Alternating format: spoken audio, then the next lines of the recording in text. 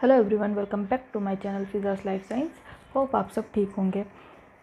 तो आज का सेटअप थोड़ा सा अलग है। आप लोग सोच रहे होंगे कि ये क्या है, तो उसके पीछे रीज़न बस ये है कि इसके पहले की वीडियो में मैंने आपको बताया था कि मैं थोड़ा सा लो फील कर रही थी। उसके बाद मेरी तबीयत थोड़ी और ज़्यादा ख़राब हो गई और मेरी अभी फ़िलहाल ऐसी कंडीशन नहीं है कि मैं खड़े होकर और एक लंबा सा वीडियो बोर्ड पढ़ाते हुए बना पाऊँ। इसीलिए मुझे वीडियो तो बनाना ही था, तो मुझे ये तरीका ठीक लगा मेरे कम्फ़र्ट के भी हिसाब से, और मेरा वीडियो भी बन जाए, दोनों चीज़ें दिखी मुझे इसमें।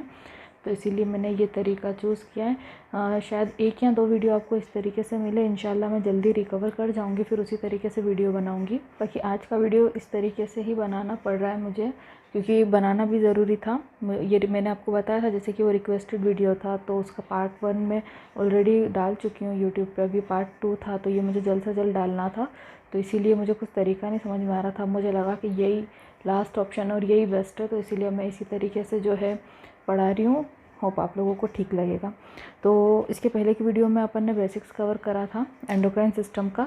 आज अपन एंडोक्राइन सिस्टम में जो ग्लैंड्स होती है उनको थोड़ा सा डिटेल में पढ़ेंगे, और मैंने आपको स्टार मार्क करके बताया था कि मैं किन किन ग्लैंड्स पे ज़्यादा फोकस करूँगी। तो स्टार्ट करते हैं अपन थायराइड ग्लैंड से। देखते हैं थायराइड ग्लैंड से कौन कौन से हार्मोन रिलीज़ होते हैं और वो कैसे क्या अपना वर्क करते हैं। तो थायराइड ग्लैंड का जो स्ट्रक्चर होता है एक बटरफ्लाई के जैसा होता है। जैसे बटरफ्लाई के 2 विंग्स होते हैं, उसी तरीके से थायराइड ग्लैंड के 2 लोब होते हैं, और बीच में एक स्ट्रक्चर होता है जिसे बोलते हैं अपन इस्थमस। इस तरीके से होता है उसका स्ट्रक्चर कुछ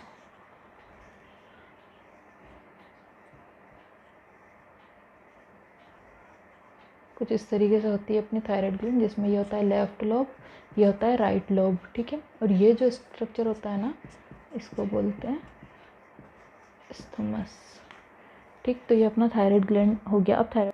अब अपन थायराइड ग्लैंड से प्रोड्यूस होने वाले हार्मोन्स के बारे में देखें। तो थायराइड ग्लैंड से जो है ना, एक तो होता है अपना T3, दूसरा होता है T4, और एक होता है कैल्सिटोनिन। अब ये 3 तरीके के हार्मोन थायराइड ग्लैंड रिलीज़ करती है। इसमें से भी T3 और T4 है ना, ये फॉलिक्यूलर सेल्स से जो है सिक्रेट होते हैं। ठीक है, ये दोनों। और ये जो कैल्सिटोनिन है ना, ये कैल्सिटोनिन ये जो है पैराफॉलिक्यूलर सेल से यह हार्मोन रिलीज़ होगा। ठीक है, तो T3 T4 होंगे फॉलिक्यूलर से, और कैल्सिटोनिन होगा पैराफॉलिक्यूलर से। अभी फॉलिक्यूलर और पैराफॉलिक्यूलर क्या है, तो अब बात करते हैं अपन फॉलिक्यूलर की। तो फॉलिक्यूलर है ना, जो थायराइड ग्लैंड होती है, इसकी जो एपिथेलियल सेल होगी ना, वो एपिथेलियल सेल क्या करेंगी, वो फॉलिकल्स बना लेंगी। ठीक, थायराइड ग्लैंड की जो एपिथेलियल सेल होती है ना, जो एपिथेलियल सेल है, वो एपिथेलियल सेल क्या बना लेगी, फॉलिकल्स बना लेंगी। ठीक है, ये कई सारे ऐसे एपिथेलियल सेल जो है फॉलिकल्स में कन्वर्ट हो जाएगी। और ये जो फॉलिकल्स है, इसके अंदर एक लिक्विड भरा होगा जिसको अपन बोलेंगे कॉलिड।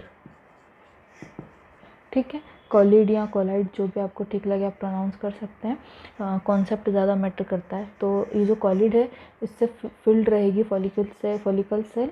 और ये जो कॉलिड रहेगा ना, ये क्या है, प्रोटीन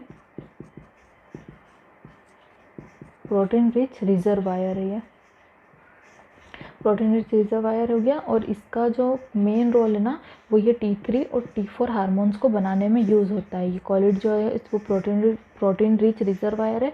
और ये जो मटेरियल है वो काहे के लिए यूज़फुल है, इन हार्मोन्स को बनाने के लिए यूज़फुल है। तो अब आपको समझ में आया फॉलिकुलर सेल क्या है। एपिथेलियल सेल फॉलिकल्स बनाती है, फॉलिकल्स फील्ड होती है कॉलिड से। और कॉलिड जो है एक प्रोटीन रिच रिजर्वायर है, और ये जो प्रोटीन रिच रिजर्वायर है ये यूज़ आता है अपने जो है, और ये जो प्रोटीन रिच रिजर्वायर है, इसका यूज़ होता है इन हार्मोन्स के सिंथेसिस में। ठीक है, ये जो मटेरियल है प्रोटीन रिच रिजर्वायर, इसका यूज़ होगा इन हार्मोन्स के सिंथेसिस में। अब अपन बात करते हैं कैल्सिटोनिन की, जो कि पैराफॉलिकुलर सेल में प्रोड्यूस होगा। ठीक है, तो पैराफॉलिकुलर सेल क्या होंगी, जो फॉलिकुलर सेल हैं जहाँ फॉलिकल्स बने, वो जो फॉलिकल्स बनते हैं ना, उनके बीच बीच में कुछ स्पेस रह जाता है। मान लो ये फॉलिकल्स बन रही हैं इस तरीके से, और इनके बीच में जो स्पेस बन रह रहा है ना, यहाँ पे जो है पैराफॉलिकुलर सेल्स जो है बन जाएंगी, और यहीं पे ये प्रोड्यूस करेंगी कैल्सिटोनिन। ठीक है, ये यहाँ से ये जो फॉलिकुलर सेल है ये करेंगी अपना T3 T4, और ये करेगी कैल्सिटोनिन। इतना आ गया समझ में कि कौन सा हार्मोन कहाँ से सिक्रेट हो रहा है था। अभी अपन कैल्सीटोनिन को थोड़ा सा होल्ड पे रखते हैं, उसको थोड़ी देर से समझेंगे। फ़िलहाल अपन T3 और T4 को डिस्क्राइब में बात करते हैं कि T3 और T4 का क्या रोल है। अभी अपन ने देखा थायराइड ग्लैंड जो है T3 और T4 दोनों ही प्रोड्यूस करती है, लेकिन एक्चुअल में होता क्या है, ये जो T4 है ना, ये बहुत ज़्यादा मात्रा में प्रोड्यूस करेगी, और जो T3 है वो थोड़ा सा नहीं, काफ़ी कम। मतलब T4 जो है मेजरली T4 ही बनाती है थायराइड ग्लैंड, T3 जो है बनाती है पर बहुत माइनर अमाउंट में बनाती है। बाकी ये जो T4 है ना, ये इनएक्टिव होता है, ठीक है, इनएक्टिव होता है। और ये जो T3 होता है ये एक्टिव होता है, मतलब जो भी फंक्शन करा रहा है वो अपना कौन करा रहा है, T3 लेकिन ज़्यादा मात्रा में कौन है, T4। तो अब ये स्याप्पा हो जाता है कि भाई जो चीज़ इनएक्टिव है वो ज़्यादा और जो एक्टिव है वो तो कम है, लेकिन इसके लिए एक सॉल्यूशन भी होता है। सॉल्यूशन क्या होता है कि ये जो T4 है ना, अपनी सेल बहुत क्लेवर होती है, T4 को ले तो लेती है, लेकिन अपने अंदर लेने के बाद इसको T3 में कन्वर्ट कर देती है। और कन्वर्ट करने के लिए सेल के अंदर एक एंजाइम होता है जो कि होता है डी आयोडीनेज 1 और 2। दो तरीके के एंजाइम है, डी आयोडीनेज 1 और डी आयोडीनेज 2। ये दो एंजाइम सेल में प्रेजेंट होते हैं। एक और प्रॉपर्टी है T4 की कि ये जो कैरियर प्रोटीन होता है, कैरियर प्रोटीन क्या होते हैं, जो एक कैरियर का काम करते हैं, मतलब इस हार्मोन को कैरी करके एक जगह से दूसरी जगह ले जाने का काम करेंगे, ठीक है। तो जो कैरियर प्रोटीन होता है ना, तो T4 की अफिनिटी उस कैरियर प्रोटीन के लिए हाई होती है, ठीक है, high affinity for carrier protein. और ये वहीं पे जो T3 होती है ना, उसकी अफिनिटी लो होती है कैरियर प्रोटीन के लिए। तो अब होगा क्या कि T4 ज़्यादा मात्रा में है, इसकी अफिनिटी भी ज़्यादा है, तो ये आराम से T4 जो है अपने कैरियर प्रोटीन के साथ बाइंड करेगा और बाइंड करके जाएगा टारगेट सेल में। मान लो ये टारगेट सेल है, ठीक है। अब टारगेट सेल में कौन बैठा रहेगा, अपना डीआयोडीनेज 1 या डीआयोडीनेज 2, इस तरीके के दो एंजाइम होंगे वहाँ पे अपने। तो डीआयोडीनेज 1 और डीआयोडीनेज 2 इस तरीके के कोई दो एंजाइम होते हैं, और ये इन दोनों में से कोई एक एंजाइम ही इनफ है इसको कन्वर्ट कराने के लिए। बाकी मैं आपको बता रही हूँ कि दो टाइप होते हैं इस एंजाइम के, जिसमें से मोस्टली डीआयोडीनेज 2 जो है ज़्यादा देखा गया है वर्क में, बाकी हाँ 1 का भी रोल है। तो ये जो एंजाइम होंगे, अब इनमें से कोई एक एंजाइम क्या करेगा, इस T4 को, जैसे टारगेट सेल में जाएगा ना, तो ये T4 मान लो यहाँ आ गया। अब ये एंजाइम इसको क्या करेंगे, T4 को कन्वर्ट कर देंगे T3 में। कैसे कन्वर्ट करेंगे, इसका जो T4 का एक आयोडीन है ना वो रिमूव कर देंगे। डी आयोडीनेज नाम से ही समझ में आ रहा है कि ये आयोडीन जो लगा है उसको हटा रहे हैं, इसीलिए डी आयोडीनेज।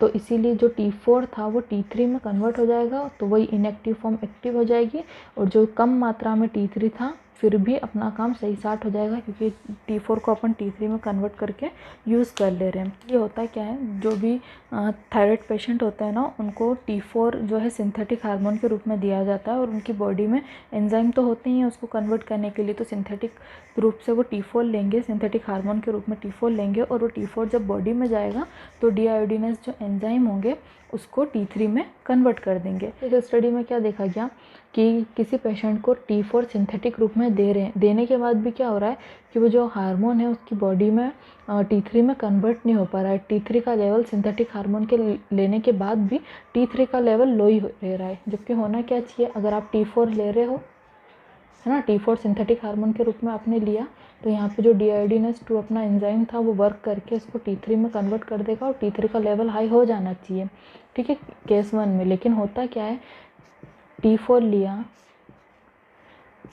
T3 में कन्वर्ट नहीं हुआ, अभी भी T3 का जो लेवल है कन्वर्ट नहीं हुआ, अभी भी T3 का लेवल जो है लो ही है। तो ये ऐसी सिचुएशन किस वजह से देखी जाएगी, सिंपल सा रीज़न है कि ये जो डीआयोडीनेज एंजाइम है ना ये वर्क नहीं कर रहे हैं, ठीक है। ये डीआयोडीनेज जो 2 और 1 जो एंजाइम है ये अपना वर्क नहीं कर रहे हैं, तो इस वजह से ऐसी कंडीशन भी देखी गई है। तो इस तरीके के क्वेश्चन आ भी सकते हैं CSIR नेट में कि मान लो किसी पेशेंट को T4 दिया, उसके बाद भी T3 लो है, तो उसके पीछे रीज़न क्या है, या कैसे भी वो लोग अपने हिसाब से घुमा के दे सकते हैं। मैं नेट पे थोड़ा सा इसके बारे में सर्च कर रही थी, तो मुझे ये चीज़ और मिल गई थी, तो मैंने अपनी वीडियो में ऐड कर दी। होप आप लोग को समझ भी आई होगी और आप लोग के लिए हेल्पफुल भी रही होगी। तो इतना समझ में आ गया कि T4 जो है अगर सिंथेटिक हार्मोन अपन दे रहे हैं उसके बाद भी T3 लो आ रहा है, तो उसके पीछे रीज़न यही होगा कि जो एंजाइम एंजाइम उसको कन्वर्ट कर रहा था वो वहाँ पे एक्टिव नहीं है, वो इनएक्टिव हो गया है। ठीक है, तो इतना समझ में आ गया ना कि T4 जो है अपनी बॉडी में ज़्यादा होता है लेकिन वो इनएक्टिव होता है, लेकिन अपनी बॉडी में कुछ ऐसे एंजाइम होते हैं जो T4 को T3 में कन्वर्ट कर लेते हैं। T3 का लेवल भले ही लो होता है लेकिन उसको कन्वर्ट करने के बाद T3 जो है यूज़ में आ जाता है और T4 जो है इनएक्टिव है, T4 जो है इनएक्टिव और T3 एक्टिव है। इतनी सारी बातें अभी तक आपको क्लियर हो गई होगी। तो ठीक है, अपन ने बड़ी बड़ी बातें तो कर ली, लेकिन एक छोटा सा टर्म जो है समझना रह गया जो था T3 और T4, या T3 और T4 क्या है, इसको ऐसे 3-4 नंबर क्यों दे रखा है और क्यों ऐसे बोलते हैं। हो कई सारे बच्चों का क्लियर होगा, लेकिन फिर भी जिनका क्लियर नहीं है उनके लिए मैं बता दे रही हूँ। देखो होता क्या है कि अपन ने देखा थायराइड ग्लैंड में फॉलिकुलर सेल होती है। ठीक है, जो फॉलिकल्स बन जाते हैं उसको फॉलिकुलर सेल बोलते हैं। तो मान लो ये अपनी फॉलिकुलर सेल हो गई। अभी ब्लड के थ्रू अब थायराइड ग्लैंड तक क्या आएगा, आयोडाइड, जो कि आपने अपने फूड में कंज्यूम किया होगा। ठीक है, तो ये आयोडाइड जो होगा वो ब्लड के थ्रू यहाँ पे आ जाएगा अपनी फॉलिकुलर सेल में। ठीक है, फॉलिकुलर सेल में आयोडाइड आ गया। अब फॉलिकुलर सेल में मैंने आपको बताया था कॉलिड भरा होता है, और ये कॉलिड का काम क्या होता है, कॉलिड का काम ये होता है कि जो आयोडाइड है ना इसको ऑक्सीडाइज करेगा और काय में कन्वर्ट कर देगा, आयोडीन में। ठीक है, आयोडीन में कन्वर्ट कर देगा उसको ऑक्सीडाइज करके। और जब ये आयोडीन में ये जो फॉलिकुलर सेल में ये जो आए थे ना आयोडाइड, ये ऑक्सीडाइज होकर ये काय में कन्वर्ट हो गए, ये बन गए अपने, इधर लिख देती हूँ मैं, आयोडीन। ठीक है, ये अपना आयोडीन हो गया। अभी ये आयोडीन क्या करेगा, थायराइड ग्लैंड में एक प्रोटीन और प्रेजेंट होता है जिसको बोलते हैं थायरोग्लोबुलिन, जिसका स्ट्रक्चर अपन कुछ ऐसा बना देते हैं। ठीक है, ये जो इसकी जो साइट होती है ना इसको अपन बोलेंगे टायरोसिन रेसिड्यू। ठीक है, ये टायरोसिन रेसिड्यू हो गई, ये जो साइट हो गई। अभी आयोडीन क्या करेंगे, ये थायरोग्लोबुलिन जो है ना इसके टायरोसिन रेसिड्यू से आकर के अटैच होंगे। ठीक है, अटैच होंगे। तो अब मान लो एक आयोडीन आके अटैच हुआ तो उसको बोलेंगे मोनो आयोडो टायरोसिन। 2 हुए तो उसको बोलेंगे डाई आयोडो टायरोसिन। ठीक है, यहाँ तो 1 होगा, यहाँ तो 2 होगा। अभी क्या होंगे, अभी डाइमर बनाएंगे। कैसे बनाएंगे, या तो या तो ये जो 2 वाले हैं diiodotyrosine plus diiodotyrosine, ये डाइमर बनाएंगे तो क्या बन जाएगा, ये 2 हैं तो 4, तो इसको 4 को क्या बोलते हैं अपन, टेट्रा। तो इसलिए टेट्रा आयोडो टायरोसिन। ठीक है, तो ये हो गया आपका T4। इसी तरीके से अगर एक diiodotyrosine plus monoiodotyrosine इन्होंने बना लिया तो इसको बोलेंगे अपन ट्राई आयोडो टायरोसिन या T3। तो आया समझ में, T4 और T3 किसे बोलते हैं। और मोस्टली जो डाइमर बनते हैं वो यही बनता है, डाईआयोडो टायरोसिन यही डाइमर बनाते हैं, इसीलिए जो है T4 की क्वांटिटी ज़्यादा होती है। ठीक है, ये डाईआयोडो और मोनोआयोडो आपस में कम बनाते हैं। दूसरे बेसिक से जो मैं बात कर रही हूँ वो ये है कि मैंने आपको बताया था कि जो भी हार्मोन्स बन रहे हैं उसका सीधा कनेक्शन हाइपोथैलेमस से और पिट्यूटरी ग्लैंड से होता है, क्योंकि वहीं से सिग्नल आते हैं तो ये बाकी ग्लैंड जो है काम करती है। होगा क्या कि हाइपोथैलेमस जो है ना, प्लाज्मा में जो थायराइड हार्मोन का कंसंट्रेशन अगर कम होता है तो इस चीज़ को हाइपोथैलेमस सेंस करेगा। ठीक है, तो हाइपोथैलेमस सेंस लो थायराइड हार्मोन। उसके बाद हाइपोथैलेमस क्या करेगा, मैं शॉर्ट में लिख रही हूँ, हाइपोथैलेमस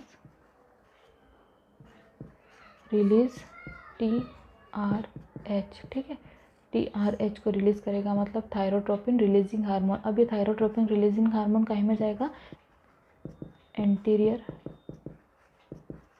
पिट्यूटरी की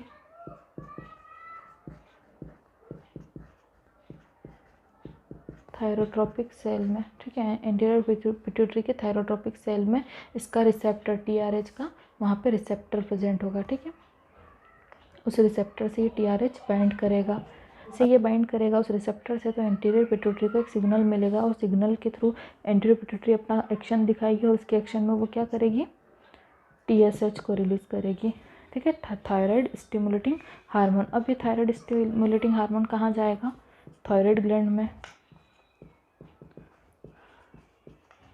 इसका रिसेप्टर कहाँ प्रेजेंट होगा, थायराइड ग्लैंड में, और थायराइड ग्लैंड में भी basolateral membrane of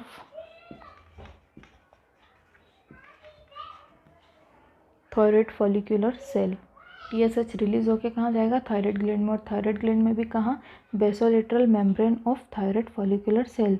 thyroid follicular cell की जो बेसोलेटरल मेम्ब्रेन होगी वहाँ पे इसका कोई रिसेप्टर प्रेजेंट होगा, ठीक है। और वहाँ पे जैसे TSH बाइंड हो जाएगा और वहाँ पे फिर ये अपना T3 T4 सीक्रेट करना स्टार्ट कर देंगे। तो इस तरीके से पूरी सिग्नल की चेन चलती है, ठीक है।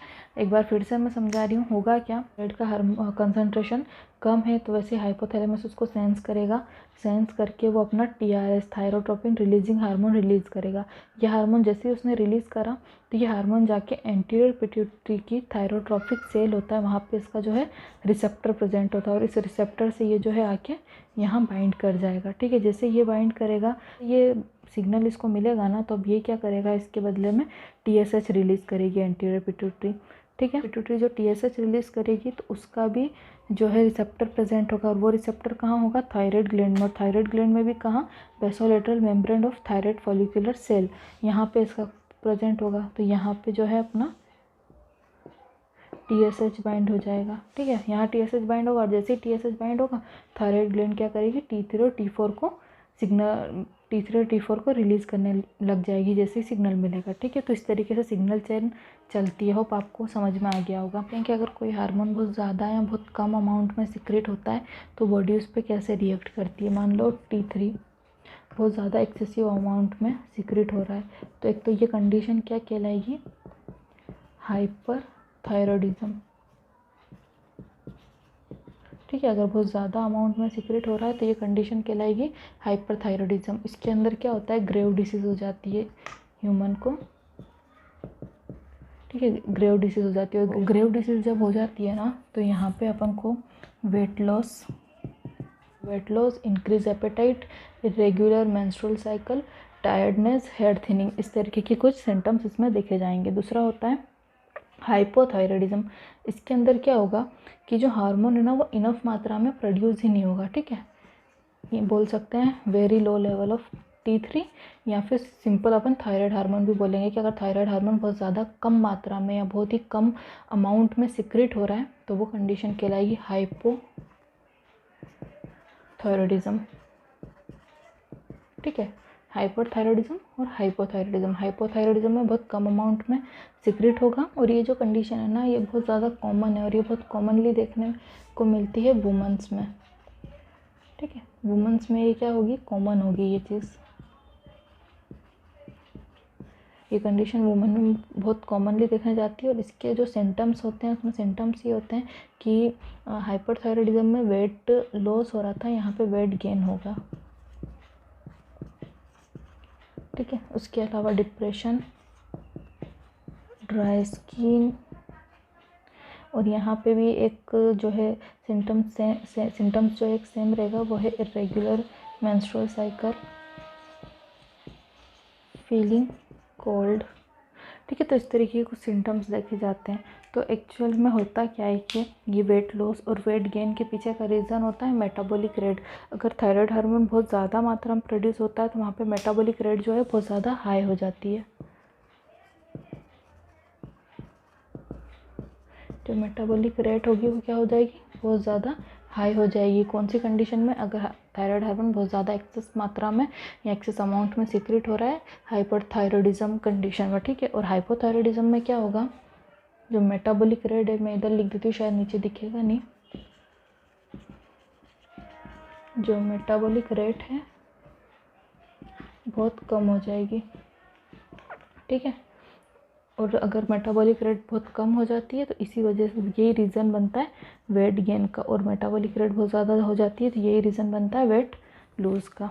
तो T3 और T3 जो थायराइड हार्मोन एक्टिव हार्मोन होता है, इसके अपन ने देख ली कि अगर ये एक्सेस मात्रा में सिक्रेट हो रहा है तो किस तरीके से वर्क करेगा, और अगर बहुत कम मात्रा में हो रहा है तो कैसे काम करेगा। इसीलिए बोलते हैं कि हार्मोन्स को बैलेंस में रखना बहुत ज़रूरी है।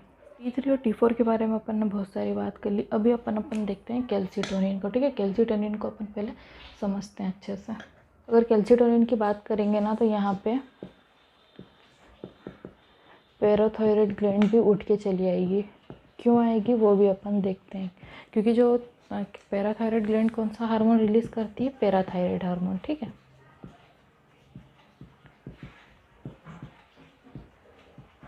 तो पैराथायरॉयड ग्लैंड ने कौन सा हार्मोन रिलीज करा, पैराथायरॉयड हार्मोन। और कैल्सीटोनिन तो अपन को पता ही है थायराइड ग्लैंड का हार्मोन है। तो अभी क्या होगा, ये जो कैल्सीटोनिन और पैराथायरॉयड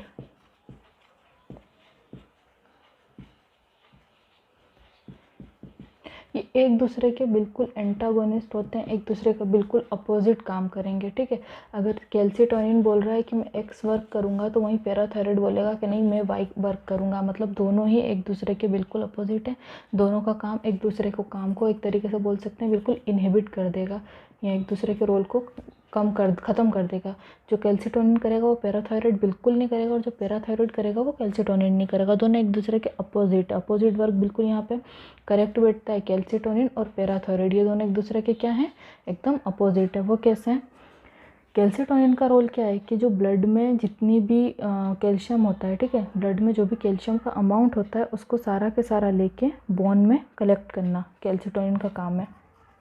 वहीं पे पैराथायरॉयड